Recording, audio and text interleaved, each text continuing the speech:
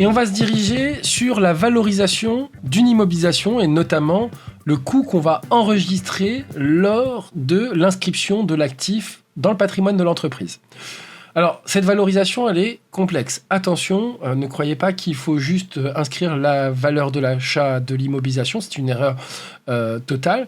Il va falloir faire quelques traitements. Donc, premier traitement, c'est que pour déterminer le coût d'acquisition, on prendra le prix d'achat net des rabais, remises, ristournes et des escomptes. Attention, les escomptes sur les IMO ne sont pas enregistrés comme on le fait sur les achats normaux.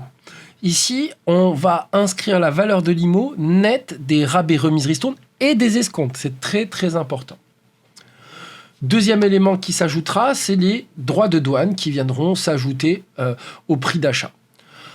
Enfin, les TVA non déductibles. On verra que, par exemple, pour les véhicules de tourisme, la TVA n'est pas déductible. C'est une règle. Pour l'instant, vous devez retenir que cela pour votre préparation en comptabilité. Mais la TVA non déductible rentre donc dans le coût de l'IMO, puisqu'elle n'est pas déductible. Les coûts directement attribuables. C'est donc tout ce qui est nécessaire à la mise en service du bien dans les conditions prévues par la direction. Les frais de transport, d'installation, de montage, tous ces frais seront incorporés au coût d'acquisition de l'immobilisation. C'est les coûts donc directement attribuables. Et enfin, les frais d'acquisition qui sont inscrits dans le coût d'immobilisation. On aura deux options.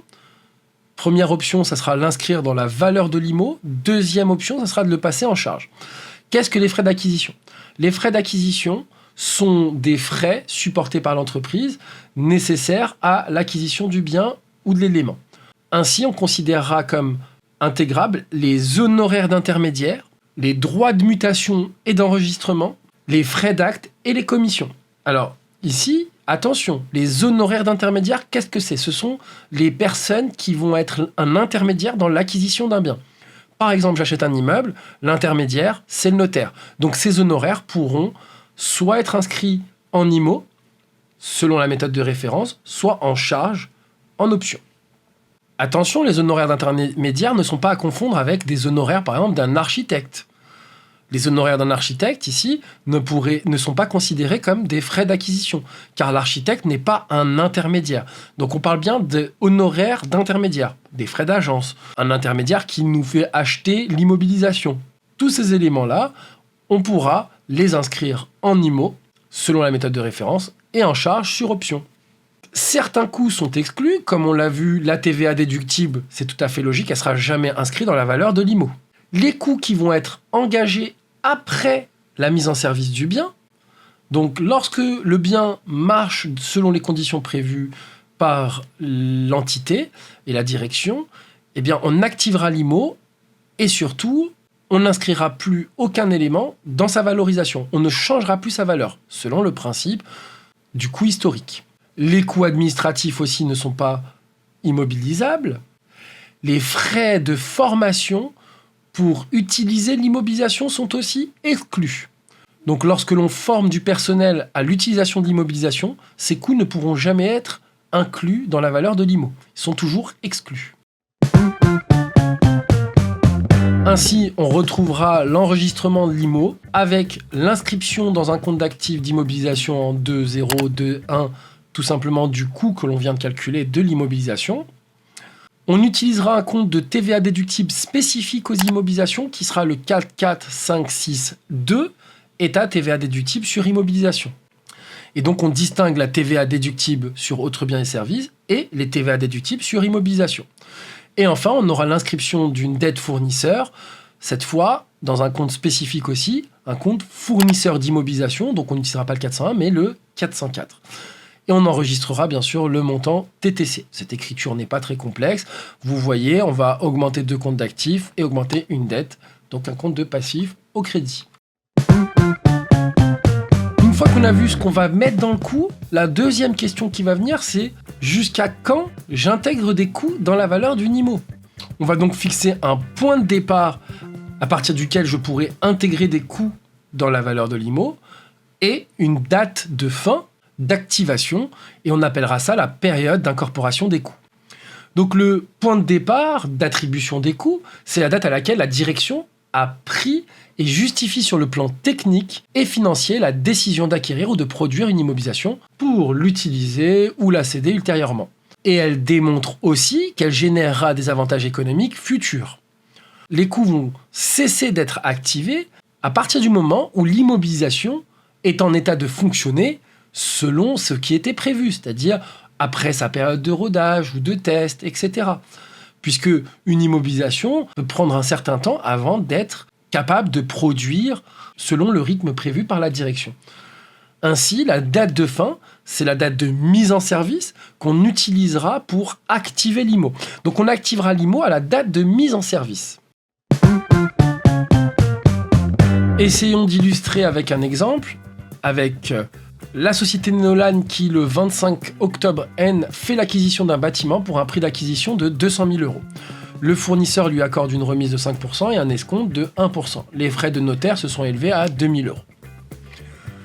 On vous dit d'évaluer et comptabiliser l'acquisition du bâtiment concernant l'exercice N. L'entreprise n'a pas souhaité activer les frais de notaire dans l'immobilisation et évaluer dans un deuxième temps et comptabiliser l'acquisition du bâtiment concernant l'exercice N et l'entreprise a opté pour l'incorporation des frais d'acquisition à l'actif. Et on commence par déterminer la valeur de l'immobilisation et pour cela, on va redescendre la facture. Donc, ici, on va avoir 200 000 € de valeur brute qui est frappée par une remise de 5%, donc soit 10 000 €. On obtient donc un net commercial à 190 000, qui lui-même est frappé par un escompte de 1%. Donc on mettra ici 1 900 € d'escompte, puisque c'est 1% de 190 000, ce qui nous donne un net financier à 188 100 €. Ces 188 100 € sont frappés par une TVA, ce qui revient à 37 620 € pour 20% de TVA, et donc un montant TTC de 225 720. Ainsi, on vient de déterminer ici le coût d'achat de l'immobilisation. Attention, je vous l'ai déjà dit tout à l'heure, donc on va prendre pour le coût d'achat le dernier net financier. Donc ici, on enlève les rabais, les remises, les ristournes et l'escompte, ce qui veut dire qu'on va prendre les 188 100 € pour l'inscription à l'actif de l'immobilisation. Ainsi, pour notre première question, on va pouvoir enregistrer l'immobilisation. On va enregistrer dans le compte construction, qui est un compte d'actifs d'immobilisation, qu'on va augmenter au débit pour 188 100 €. On retrouve aussi la TVA déductible sur immobilisation, 44562, qui est un compte d'actifs qu'on augmente pour 37 620. Et le compte de passif, vu qu'on passe par un notaire, on va utiliser le compte 467, qui est un compte de passif qu'on va augmenter au crédit autres créditeurs divers.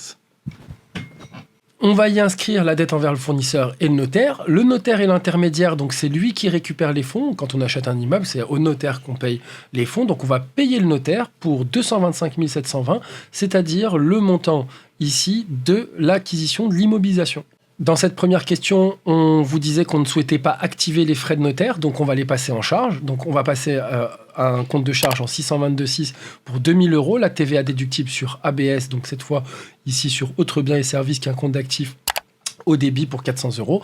Et on va utiliser le 467 puisqu'on a une dette envers notre notaire pour 2 400 €. On se dirige sur la question numéro 2 où on vous demandait d'activer cette fois les frais de notaire en IMO. Donc ici, le coût d'acquisition est toujours à 200 000 €. On a une remise de 5% pour 10 000 €, un net commercial à 190, un escompte toujours, et on obtient un net financier, comme tout à l'heure, à 188 100 €.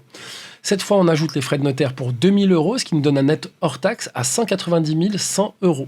On a une TVA pour 38 000 € et un montant TTC pour 228 120 €. Et ici, notre enregistrement se fera en une fois, ce sera beaucoup plus simple. On aura un compte de construction qui sera activé pour 190 100 €, une TVA déductible sur immobilisation pour 38 020, c'est-à-dire la globalité, et une dette envers notre notaire en 467 pour 228 120 €. Voilà à quoi ressemble justement un cas où on enregistre une immobilisation.